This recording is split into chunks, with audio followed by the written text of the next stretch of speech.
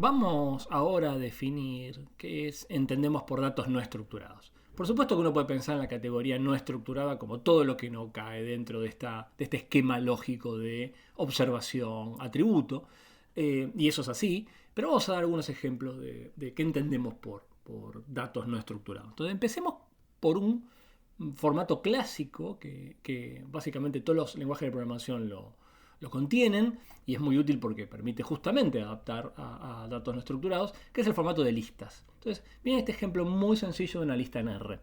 Este objeto que se llama X es una lista. Fíjense que si yo le pido el tipo de objeto me dice que es una lista. Esta lista tiene 3 elementos. ¿Y cuáles son los 3 elementos que están contenidos en esta lista? Fíjense, el primer elemento con el nombre A es un número 2.5. El segundo elemento es una condición lógica, un elemento lógico, en este caso verdadero. Y el tercer elemento es en realidad un vector que no es otra cosa que un conjunto de valores, en este caso, que son los valores 1, 2, 3. Entonces, fíjense que en realidad esta lista que contiene 3 elementos, estos 3 elementos son de alguna manera potencialmente incomparables. Yo no puedo comparar un número con una condición lógica y con un vector. Y de hecho, si yo quisiera forzar este objeto a meterlo en un formato equivalente al que vimos antes de la base de properties, no tendría forma. Yo no puedo puedo pensar que estas son 3 unidades observacionales porque en el fondo no comparten un atributo común que podría disponer en la dimensión de las columnas. O sea, no puedo pasar de esta no estructura a esta estructura. Esto es claramente un ejemplo de formato no estructurado y es muy útil porque permite almacenar y albergar muchísimos elementos de información que no pueden ser metidos en estructuras como esta. Otro ejemplo bastante clásico también a esta altura son los archivos con formato XML. El XML es un formato de datos no estructurado, jerárquico. Se utiliza muchísimo, por ejemplo, para poder codificar información en la web. Y fíjense en este ejemplo, lo vamos a ver con un ejemplo. Este es el caso de un menú que estamos mirando 2 elementos de un menú de un restaurante. Entonces, fíjense, acá hay un primer plato del menú y acá hay un segundo plato del menú, ¿no? Son dos tipos de waffles distintos. Fíjense que en este caso tengo un tag que indica el plato, donde aparece el nombre. El tag de nombre me dice que este es el nombre del plato. Hay un tag de precio que me indica el precio y hay un tag de descripción que me da una descripción del plato. Entonces podemos pensar que hay un elemento con 3 atributos, que es el nombre, el precio y la descripción. Y fíjense que en el segundo plato también tenemos de alguna manera una estructura similar, que es el tag que determina el plato, el nombre, el precio y la descripción. Sin embargo, fíjense que dentro de este elemento, a su vez, aparece una estructura que sería como los acompañamientos, los sides, los acompañamientos del plato, que no están en este caso. Entonces, fíjense, acá en el caso de estos acompañamientos hay 2 acompañamientos, ¿no? Que cada uno con su nombre y su precio, no así con su descripción, acá no hay descripción. Y está el otro acompañamiento, con su nombre y con su precio. Entonces, fíjense que hay ciertas estructuras, pero son jerárquicas y locales y no son comparables. Yo no puedo pedirle este elemento, por ejemplo, este plato no tiene acompañamientos, este sí lo tiene. Entonces, de nuevo, yo no puedo forzar esta falta de estructura, no puedo forzarla a un formato como el que teníamos acá. De manera que yo pueda poner en este caso, de una manera plana, cada plato como una fila, porque no voy a saber cómo organizar estas columnas, cómo hago para ubicar de una manera razonable y completa los acompañamientos de este con los no acompañamientos de este. Me forzaría, podría hacerlo, por supuesto que podría hacerlo, podría crear columnas de más, pero claramente no reflejarían la esencia no estructurada que tiene el comportamiento, por ejemplo, de un menú, donde los platos pueden tener no solamente acompañamientos o no, sino que podrían tener hasta características distintas con atributos que son propios para algún tipo de plato y no para otros. Este es otro ejemplo interesante de dato de no estructura, que es el formato XML. Otro ejemplo que no vamos a ver, pero es muy importante, es el formato JSON, que también permite guardar en forma jerárquica objetos.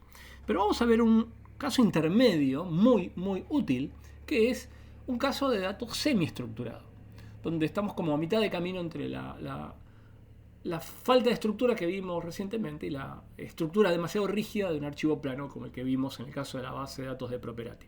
Entonces, piensen por ejemplo en este ejemplo de una página web de IMDb, que es una base de datos de películas bastante difundida, y piensen en este caso que yo quiero de alguna manera guardar y analizar información sobre las 250 películas más con mayor ranking, con más puntaje. Si uno descargara la información de esta página en un formato XML, que es como el que tengo acá a la derecha, uno descubriría que tenemos algunas características de tipo no estructurado, como esta idea de que para cada película tenemos una serie de tags que podrían ser distintos. Sin embargo, en este caso hay una pequeña estructura, porque cada una de las 250 películas tiene en este caso los mismos tags que uno puede llegar a forzar a un formato estructurado. Entonces, después vamos a ver un ejemplo de esto, de cómo en R podemos hacernos de esta información y terminar teniendo una estructura a partir de un formato no estructurado como el XML. Pero fíjense que en este caso, esto es claramente un ejemplo intermedio. Acá tenemos la potencialidad de almacenar en una página algo que objetos que podrían tener estructuras completamente distintas y por ende no se podrían juntar.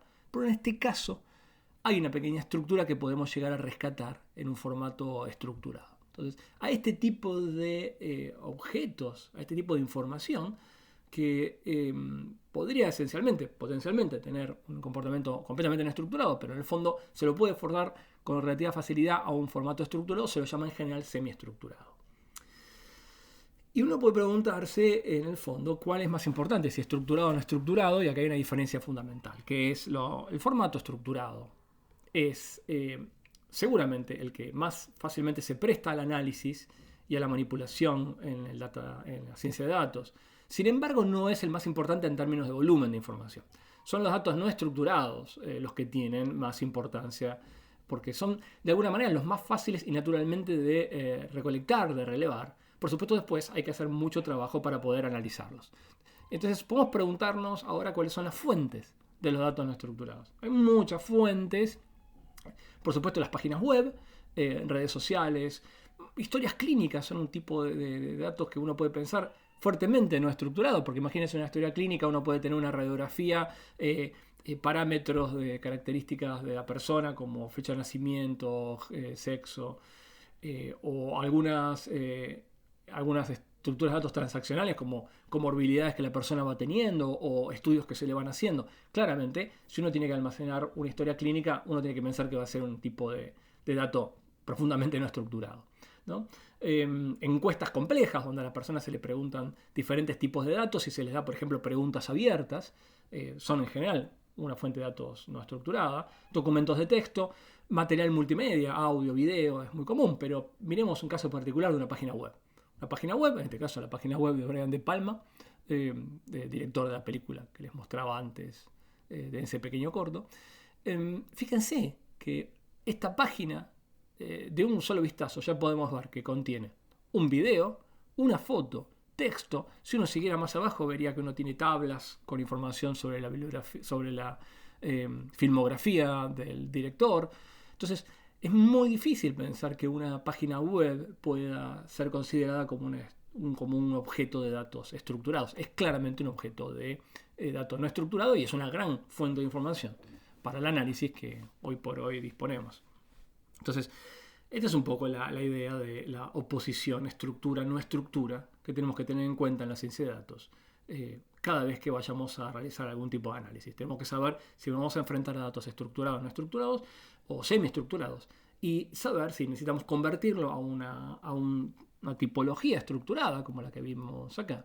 ¿Cuál es la estrategia que vamos a seguir para poder convertir un objeto que es no estructurado con este formato estructurado?